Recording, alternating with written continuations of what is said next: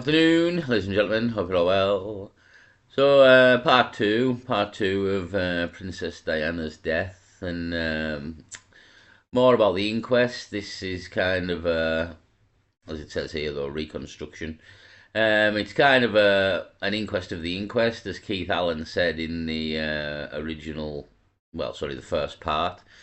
So yeah, an inquest of the inquest, but it was as it was just saying there, it was held in the Royal Courts of Justice, and the people who have been proposed to have knocked Princess Diana off, so to speak, was the royals, or they had a hand in it, and everything that was going on in the background with Charles, the divorce, custody of the kids, and basically, yeah, there was a letter as well. We seen at the very start there. I believe that Diana wrote to her butler, um, saying that they were going to kill her in a car crash, and then she dies in a car crash. So it's very suspicious. But I mean, you could still have a car crash, obviously. But killing people in car crashes is a very good way to get rid of them without people noticing you've killed them. In a way, it's been done before. It wouldn't be the first time.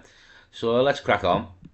The inquest's first day, I thought, what if this woman's name had been Diana Smith? And she'd written in a note which had been subsequently unveiled, "My husband Charles Smith wants me to die in a car accident." And subsequently she did. In any other family or in any other country, surely Charles Smith would have been called to the witness stand at the inquest into his wife's death. This sounds so clean. Advert. Yeah, but again, just it's like logic in here, just stating the obvious. Yeah, like there's a letter here saying my husband's going to kill me in a car crash. I've just died in a car crash. You think questions might be asked, but no, it's the Royal Court of Justice. Charles did not have to attend. Every word you hear from the courtroom has been meticulously reconstructed just as it happened. I also had my own undercover reporter in the press tent, Richard Wiseman, listening to the journalists' conversations. Every word you hear them say was noted down exactly and precisely timed and dated. I thought when we started that I had about a fortnight before somebody tripped over my notes and realised that I actually wasn't making notes on the inquest. I was making notes on what the other journalists were saying to each other. And the longer it went on, the more I thought, I can't believe I'm getting away with this. For once, a reporter was doing the dirty on his colleagues, so the world could learn how they only reported one side of the story, ignoring anything that didn't fit their pre-written script. This looks like 6 months of my life I'm not going to get back. So, I mean, ultimately, the media, it operates in the country, and again, we're dealing with the royals here, right? The royal family, who, if you look on all our money and notes, they're on it. You know what I mean? It's now currently Charles, the Queen was on all the money. As I said before, Her Majesty's government, or His Majesty's government, the armed forces, the Royal Navy, the Royal Marines. So yeah, these people, although it appears or they pretend not to, have a lot of power, and I imagine get things done. You know what I mean, and have people in the background who can get things done. So the very notion that these people could have Princess Diana murdered or knocked off, it's very possible for me. It is very possible thing that could happen, in my opinion. And all the papers in the country, I believe you have to have a license, like the TVs have to have a license to broadcast. You have to have some sort of thing from the government, or the government could remove you, or the monarch could remove you, possibly, if you don't play ball. So it's kind of like all the papers play ball because they kind of have to, is what it is. So it's like you don't really have a free media. You have a free media up till a point, and when you reach that point, then it's no longer free. It's decided by who has the power. So yeah, this what it's alluding to here is that all the reporters in the room, they all work for the mainstream media, and the mainstream media are all going to paint it was some sort of accident or something, because ultimately the royal family run the country. An absolute fucking nightmare, isn't it? There's a road accident, for Christ's sake, get over it. young girls identify with the person who becomes the consort of the king. The big idea of being a princess and becoming queen is a fantasy. There are fairy stories about it. It's a constant fantasy for little girls. Diana dreamed of becoming a princess too. But unfortunately for her, when her fairy tale fantasy came true, the reality was not a dream, it was a nightmare. The royal family, it really is true, are much more, at least in that generation, are much more interested in animals than they are in human beings. The royals are not a sentimental bunch and treat their wives like farmers treat cattle. They're not big on romance. They're very big on breeding. And I suppose in love. Of course. Whatever in love means. Whatever in love means. Yeah, that was a very famous statement Charles made. And again, because he's in love with Camilla, and he was always in love with Camilla. And I mean, look at just Diana's face there. That's the face of a sad woman. And it's all well documented now, to be honest, what went on, and they weren't happy at all. Diana was really unhappy and was very skitty at one point, I believe. She was, again, if you watch the Crown documentary, it does go into Diana and what sort of went on in the background in a bit of detail as well. But yeah, she was a very unhappy woman, and as you can see there. And it was because things like that, like Charles didn't love her, and even in a statement to the world, he says whatever love is. So it's kind of like she was never loved, and it was basically like he said there. It was all, as I said in the first, she knew herself to be the Windsor brood mare, that she was there just to give birth to children for Charles, basically, because he was the heir to the throne. He would then need an heir to the throne, and that's ultimately what she was there to do. Perhaps that was Diana's first intimation that this would be a loveless marriage. First of all, Mr. Al-Fayed, you have been saying for years that you believe your son was not the victim of an accident, that when he was with Lady Di, the royal family was so upset with her dating him. The fact that he was Muslim, they had him bumped off. In other words...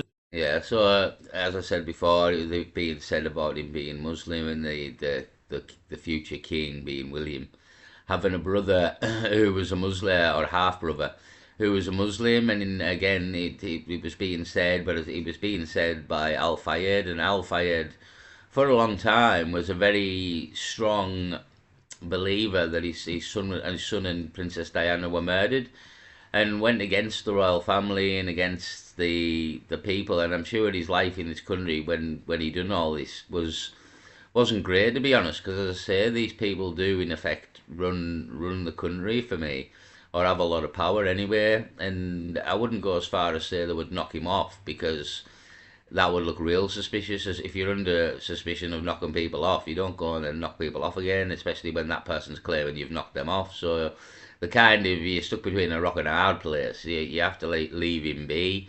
But this guy's, but don't get me wrong, Fayed was a very rich man and had security of his own.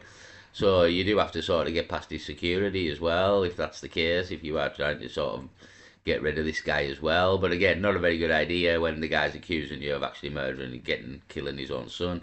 This is Howard Stern, the shock jock from America. Got a very funny film called Private Parts, if you haven't seen that. But yeah, it's Howard Stern interviewing Al-Fayed, who was the father of Dodi Fayed, who Princess Diana was dating, who died in the car crash with her, and also owned the Ritz Hotel in which Princess Diana and Dodi Fayed were at, and left before the car crash. This was a hit, a murder, and not an accident. Absolutely. It's a terrorist murder. Okay. It's not a murder, it's a slaughter of those bloody racist royal family.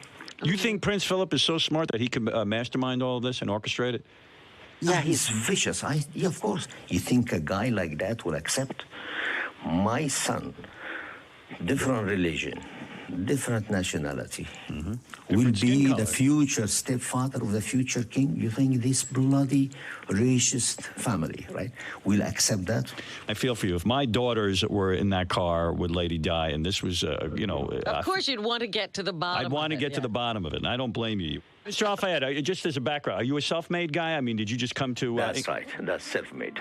All I know is he owns Harrods, and that store is amazing. I think the whole... Yeah, he owns, like, there is talk that he There is talk that he didn't own the Ritz and Harrods and Fulham, and it was actually, I think, the Sultan of Brunei, I think, was the crack. And he was basically the right hand man for the Sultan of Brunei, and it was all the Sultan's money, and he kind of just run it all for him. That was also been mentioned. Whether that's true, I'm not sure, but I'm not sure of how Al Fayed made his money in the first place. I think I've heard a documentary on it before, but I can't remember what was said. So yeah, there was a rumor that it wasn't actually his money and he was just the right hand man. I'm sure it was for the Sultan of Brunei, but yeah, he also owned Harrods in London as well. I believe in after the death there was a bit of a shrine in Harrods for many years to Dodi and Princess Diana, which I'm not sure the royal family were a big fan of, but I'm not sure if that's still there anymore or who owns Harrods now. But that was there for the time. Bloody thing's racist. I think that Mohammed, from the day that he came here and had the temerity to bid for the top people's stall, has been considered to be some sort of wog, nigger, if you like, who has sort of thrust himself on British society. Born in Alexandria under British colonial rule, Mohammed quickly left behind his humble Egyptian origins, making a fortune as a middleman for British firms in the Middle East, and whilst doing so, becoming a global billionaire. Proving that it's not where you...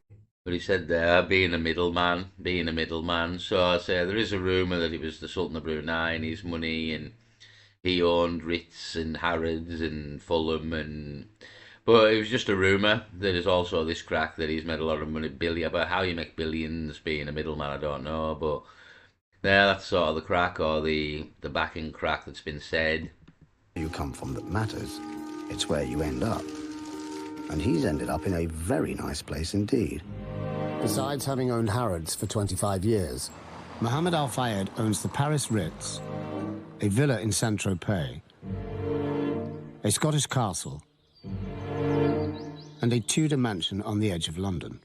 But he chooses to spend much of his time in this tent, so he can be close to the burial place of his son Dodi. He remembers the night of the tragedy all too clearly. Straight away, I went to the mortuary to see Dodi, you know. It was a terrible scene, you know, it was so difficult. And everything worked in my mind, that's definitely that they killed him. You know, and this is the place which he basically lived most of the time. He liked to play polo. This is the whole field which I planted as a forest. I come sometime here, when I'm here, I have breakfast. I sit with him because we believe soul comes out, you know. Maybe his soul watching us, you know, and talking to us.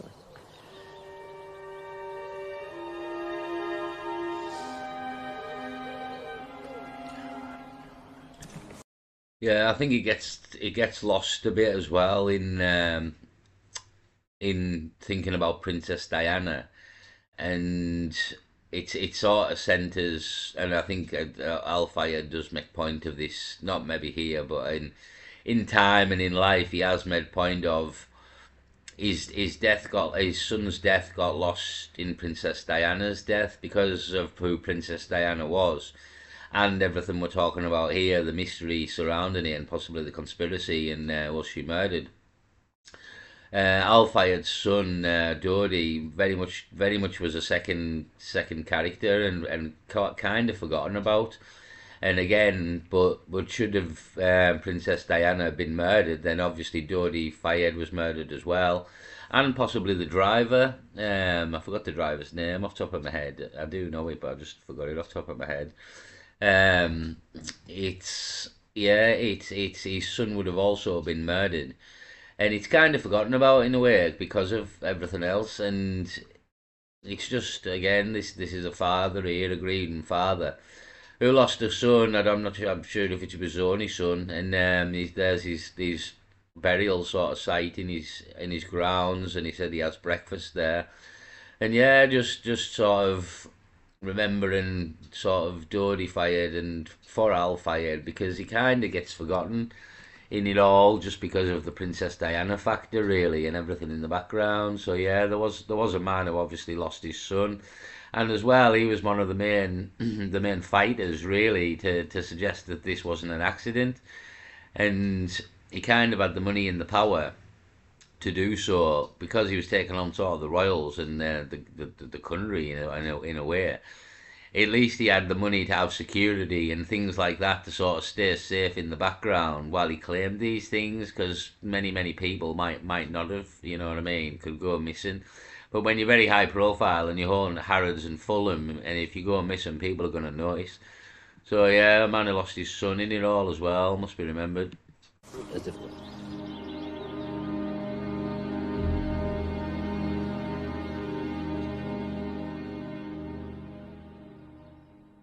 If you've been dealing with this for a while, hoping things will get better on... You're too loud, woman. You're too fucking loud. You fucking come out of nowhere. Gone with you, witch. Gone with you. Fuck me. Hear a voice there. Fucking Jesus. Who knows what fate will produce? Who knows what circumstances will provoke? And there's a beautiful voice, in fact. Very soft-spoken, Princess Diana.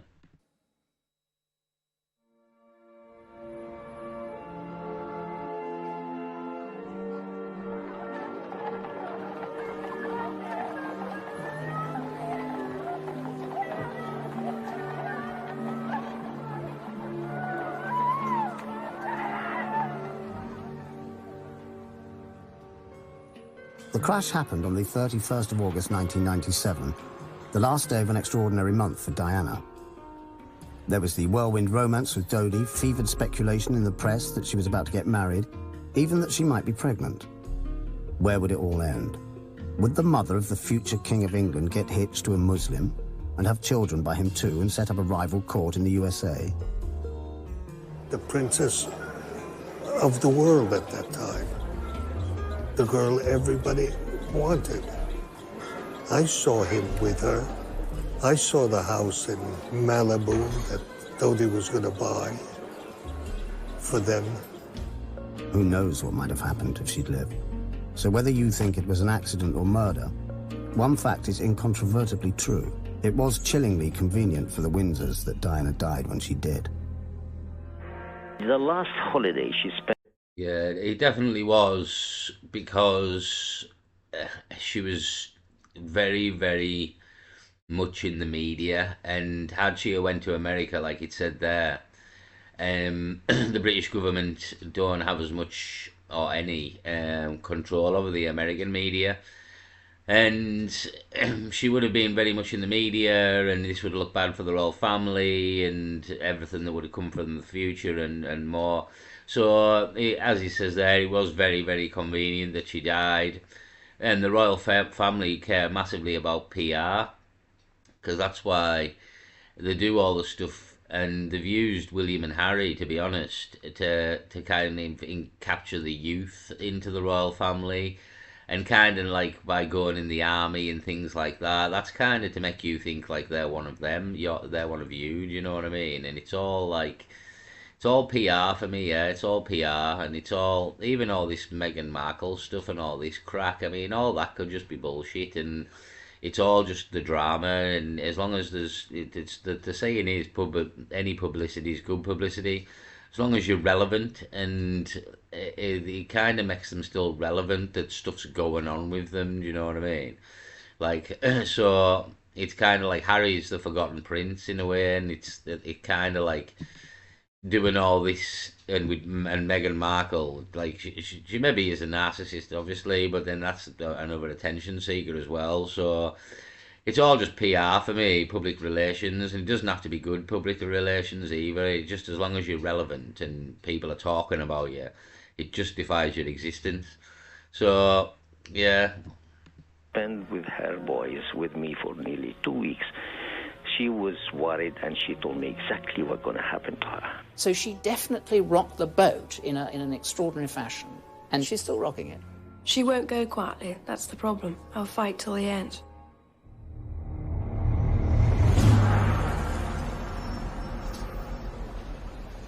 It's day one of the inquest into Diana and Dodi's deaths. Some say the cause was a drunken driver called Henri Paul. Some blame the... Yeah, Henri Paul, that was the name of the driver. Some blame paparazzi. Paparazzi. Others suspect foul play, a staged crash involving a mysterious... Cause was a drunken driver called Henri Paul. Some blame the paparazzi. Others suspect foul play, a staged crash involving a mysterious white Fiat Uno, perhaps on the orders of Prince Philip. The French report into the crash has been kept secret. The British report was riddled with contradictions. Several coroners came and went, and attempts to hold the inquest without a jury were overturned. So here we are, at last, at the start of an inquest that may finally turn the full floodlights onto the workings of the British establishment and the royal family. The media call this the Diana Inquest, forgetting that 3 people died in that crash, not just Diana, but Dodi Fayed and driver Henri Paul too. Apparently there is a meritocracy even in death, and some demises are considered more important than others. That's me, Keith Allen, outside the Royal Courts of Justice. Note that name, Royal Courts of Justice. A sure sign of impartiality in a case where the credibility of the royal family is on trial. In the Royal Courts of Justice, with a judge, or coroner as he's called here, who has sworn an oath of allegiance to the Queen and as Queen's counsellors on every side, and has already said that he is minded not to call senior royals as witnesses. Historically, the relationship between the royal family and the courts has been difficult, mainly because... So, as we can see there, obviously it's going to be fair. Because every judge has taken an oath of allegiance to the Queen. Now, if you've taken an oath of allegiance to the Queen, then you have a legal case involving the monarchy. I mean, you're going to be biased, aren't you? Curiously, the media have decided the outcome of the inquest before it has even begun, and have already declared it a waste of time and money. Many media organisations, including the BBC, have even sent their royal reporters to cover it rather than their legal reporters. Our royal correspondent Nicholas Witchell is at the High Court. Nick. Yet Diana was no longer royal at the time of her death, and BBC royal reporters are required to spend their lives shamelessly sucking up to the palace and presenting the Windsors to the public in a favourable light. So what chance is there of impartiality from them? With most people getting their news about the inquest from journalists with such an obvious bias, I thought it was important that somebody with an open mind also reported on it. Quis custodiet ipsos custodes? Who judges the judges? Well, on this occasion, it seemed to be me and my mole. From the outset, it was clear that the coroner was firmly on the side of the establishment, hardly surprising, as he's part of it. I thought the story of the opening day would be the coroner points the jury in the direction of it being an accident, which he clearly did, and also the fact he was anticipating what the former leader of the London police was going to say without him being there.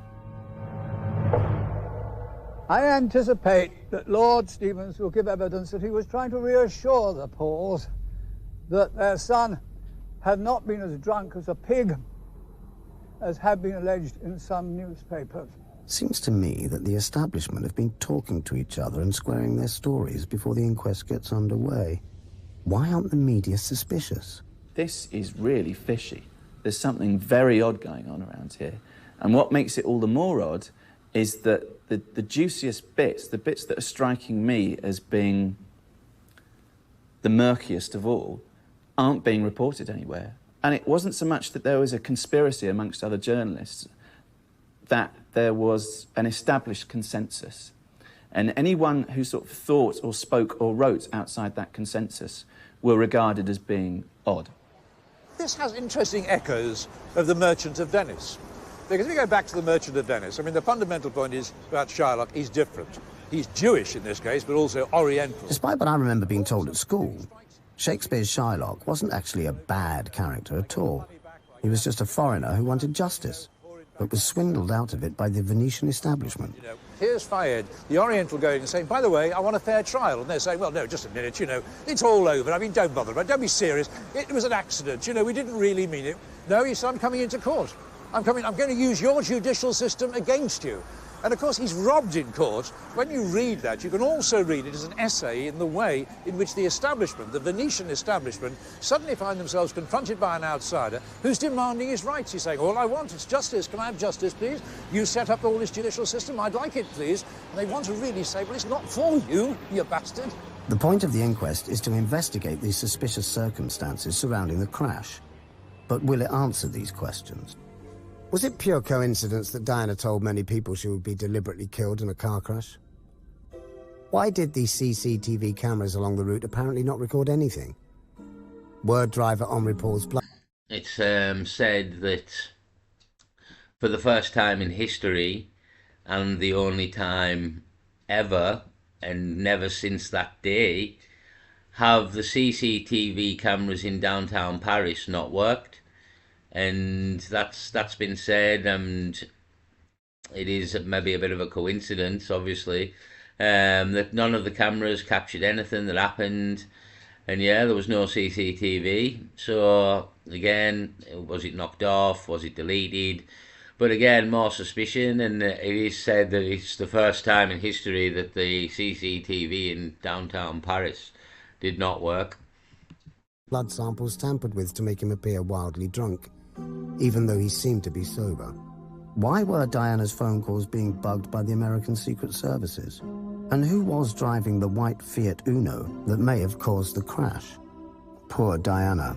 All the royals wanted was a brood mare crossed with a clothes horse. The establishment didn't want the idea of a future King of England having a Muslim half-brother or sister. There's only one conspiracy theory, as far as I'm concerned, to do with the death of Diana, and that is a conspiracy that's grown up that it was an accident. Before a single witness had been called. I think the remaining thing that needs to be done is the jury bailiffs need to be sworn for the journey to Paris. I'm going to tell you a story. So yeah, bit of a shit show, as we know. I don't know. See, that's the thing. I don't think a lot of people know how the inquest sort of went, and it kind of, again, the media kind of covered up what was going on. And I didn't know till I kind of watched this documentary with Keith Allen that basically it had been another shit show. And yeah, they've basically probably covered up a murder here, and then it's goes to the highest levels of government and royalty and you name it, doesn't it? And it's pretty bad if this is the world we live in, if this is the shit you can get away with if you've got the power in it. But anyhow, we'll continue on. It's not decided yet, but it's looking very suspicious, held in the Royal Courts of Justice. Yeah, but we'll continue on. There's more to come. See you in Paris. This is where the jury will gather to retrace Diana and Dodi's final journey. We'll have to be careful not to film the jury, because we could be sent to prison for contempt if we show their faces, even though anyone who bothers to come here can see perfectly well who they are.